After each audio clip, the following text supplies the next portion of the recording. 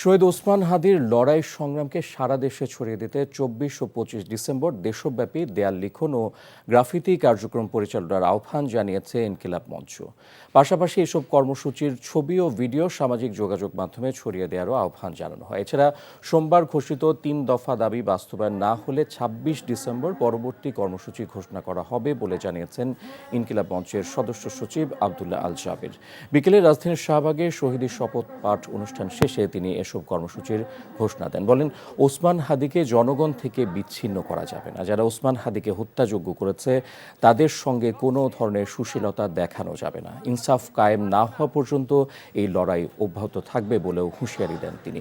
এ সময় বিএনপির ভারপ্রাপ্ত চেয়ারম্যান তারেক রহমান দেশে ফিরে এই আন্দোলনে সামিল হবেন বলে আশা প্রকাশ করেন আব্দুল্লাহ আল জাবের। আগামী ২৬ তারিখ আমরা ইনকিলাব মঞ্চের পক্ষ থেকে ইনকিলাব মঞ্চের পেজে আমাদের ২৬ তারিখের যেই কর্মসূচি রয়েছে সেটা ঘোষণা করব। ২৪ এবং ২৫ তারিখ আপনারা পুরো বাংলাদেশ সহ সারা বিশ্বে ওসমান হাদিকে পৌঁছে দিন।